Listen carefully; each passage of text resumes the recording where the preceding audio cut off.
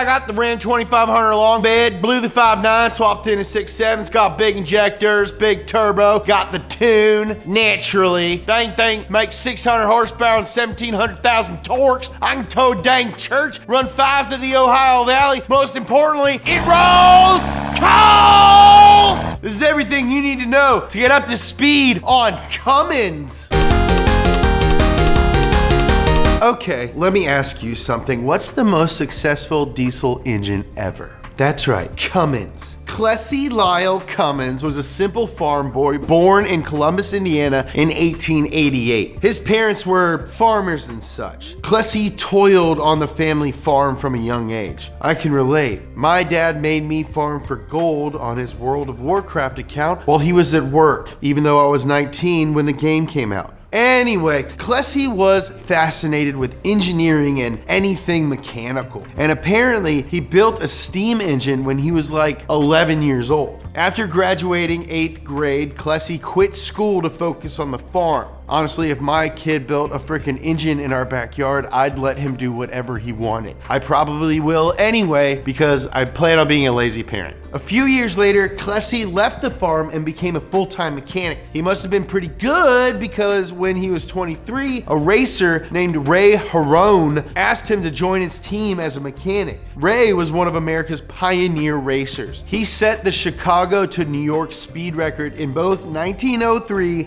and 1904. Ray was a really famous guy in those early days of racing, so it means a lot that he wanted Clessie for his team. Clessie's first job was to help Ray's team sort out the engine in his Marmon Wasp race car. Not to be confused with the Marmon Wasp. It's a wasp that lives in Utah. It doesn't drink and has a lot of wasp wives. The Wasp was a custom-built racer with one of the first designs that was ever focused on aerodynamics. It also had a nice little piece of tech called a rear view mirror, which totally eliminated the need for an onboard mechanic to tell Ray if there was anyone behind him. This was some groundbreaking stuff, my peeps. Clessie helped make some changes to the engine and car, and the team set off for Indy. And on May 30th, 1911, Ray Harone drove the Wasp to win the first ever Indy 500 with a little help from my boy Clessie Cummins. The farm boy from Columbus now had a little heat on his name, some strut in his step. When he was 30 years old, he saw something that would change not only his life,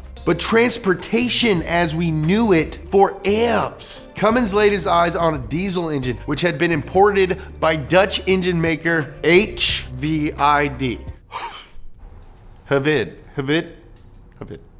Clessie was very impressed with this technology. The diesel engine was invented by Rudolf Diesel in the late 1800s and was different from other engines because it used the high temperature caused by extreme compression to ignite its fuel, making it super efficient compared to the steam engine. Unfortunately, it was only after Rudolph's mysterious death at sea that the engine gained popularity. Clessie got in contact with the Huvid company and worked out a licensing agreement to build the engines in the US so he could sell them. A year later in 1919, Clessie got some money to start his own company, and he promptly opened up Cummins Engine Company. At first, Cummins was building diesels for stationary applications like water pumps and other farm stuff, but Clessie had a bigger vision for the diesel engine. He imagined vehicles like tractors and even road cars could be powered by his engines. This was kind of a revolutionary idea, so to prove that it was actually possible, Cummins installed a diesel engine into a 1926 Packard sedan and drove the thing over 800 miles to New York City, getting 26 miles per gallon. Efficiency like that was really impressive back then. Clessie's next drive would be a little further than 800 miles. General Motors held the New York to LA speed record with their gas engine, completing the drive in 103 hours and 59 minutes. And Clessie wanted to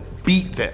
And he would do it behind the wheel of a diesel-powered cargo truck. In 1931, Cummins carefully modified a truck to accept one of his engines and got on the road. Clessy had a team of dudes with him who switched off driving the truck. Gas-powered trucks might have been faster, but the Cummins were more efficient, so it didn't have to stop for fuel as often. But it wasn't an easy drive. The brakes failed, the engine overheated, and the frickin' cabin caught fire. But despite all that, the Cummins made the trip in 97 hours and 20 minutes, beating GM by 6 hours and 39 minutes. To further prove his point, Clessy did the same drive again the next year, this time in a friggin' bus. And he did the drive 6 hours faster, reaching speeds of 65 miles an hour. This was especially impressive because the Cummins completed the trip faster than a train could, back when the interstate system was just an idea. Oh, hello. I was just having some prime rib. Oh, this? No, it's not a bib. It's a donut shirt available at donutmedia.com. We have tons of different designs, like this one, based on the times when I say lightning a bunch of times in this series.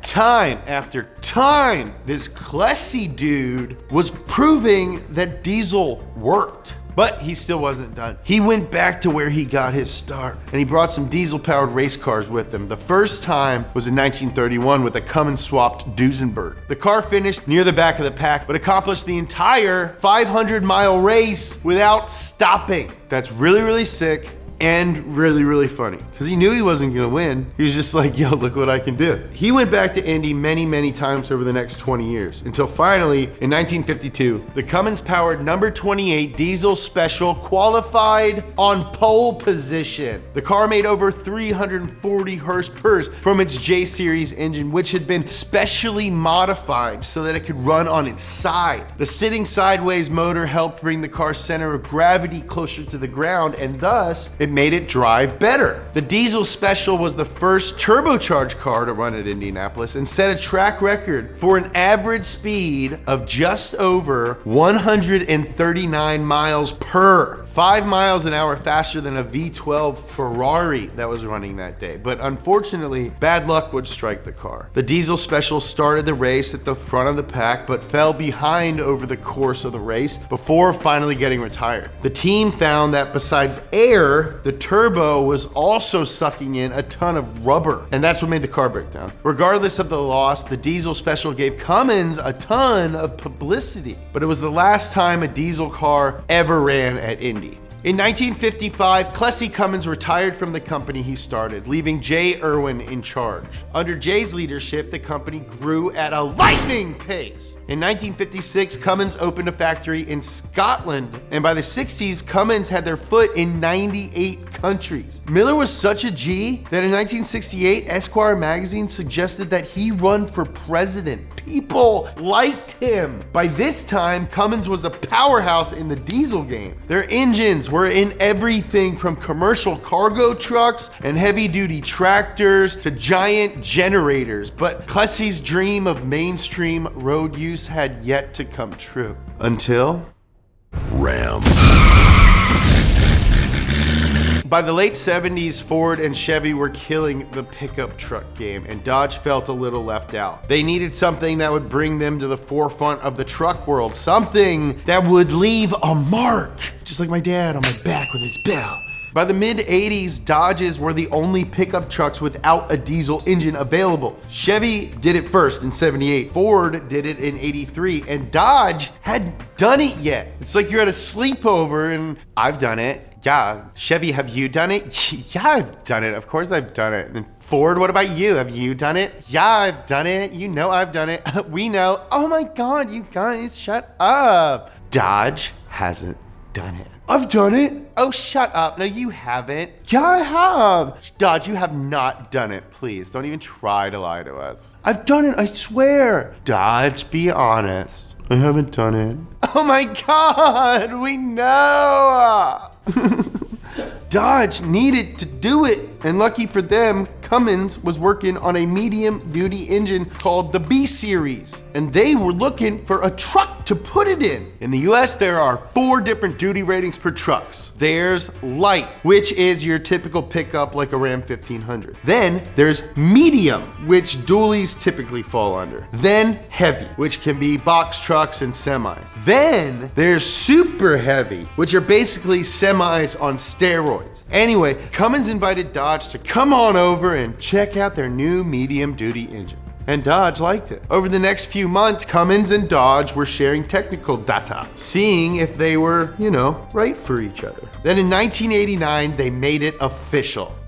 Dodge unveiled the Cummins-powered Ram with the 5.9-liter 6BT straight 6 under the hood, making 160 horsepower and 400 foot-pounds of torque. This was unheard of in the truck world. This was a pickup with an engine built by Cummins, a world leader in diesel. People freaked out. What made this much power possible was air. Both Ford and Chevy's diesels were naturally aspirated. They didn't have turbos. They couldn't pack in all that sweet air that their engines craved. The B Series also had a little secret. It wasn't designed for pickups. Cummins had really designed it for medium commercial use, meaning it was over-engineered for the Ram, but that came at a price. The engine block was made of cast iron and had to be super beefy to handle the high compression that those diesel engines crave. As a result, the 6BT weighed over 1,100 pounds. By 1996, the 6BT was making a mean 200 horsepower, and in 2003, Cummins updated the engine with a new 24-valve head. That means more power, baby! More power, baby! It means more power, baby! More power, baby! More power, baby! More power, baby! More power, baby! Hey, baby, more power!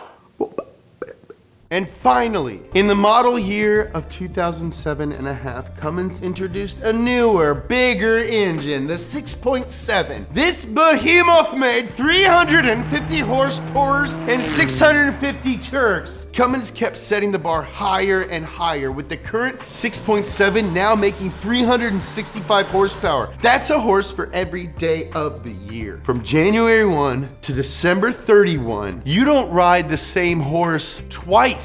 That's a new horse every day. So many beautiful horses. So muscular, so gallant. Look at those guys run. So fast, so free. I'd ride any single one of those dudes, for sure. Because Cummins diesels are so freaking strong, it's pretty easy to tune them to make even more power. People are beefing up their trucks and taking them to the drag strip even. There are Cummins-powered trucks that run 9-second quarters. That's absurd. Clezzy Cummins passed away in 1968, but his legacy lives on in every truck with a Cummins under the hood. But that isn't limited to Rams anymore. In 2017, the Nissan Titan XD was offered with a 310 horsepower Cummins V8 turbo diesel, breaking from Cummins' long exclusive deal with Ram and giving drivers more of those sweet Cummins diesel options. For decades now, drivers have seen the power of Cummins, and now they get it in something besides a Dodge for the first time. It's good to branch out a little bit. Cummins, I'm proud of you. Cummins was started by a Midwest dude who wanted to follow his passion and make the best stuff he possibly could. And he took over the industry in the process. He stuck to his guns even when it wasn't what other people were doing, or even know that that's what they wanted. And that's something you can admire. And most importantly, he smashed that subscribe button. We make videos all the time. Check out this episode of Wheelhouse and this episode of Up to Speed. Follow me on Instagram at James Pumphrey. You can buy the merch. There's a link in my bio. I love you.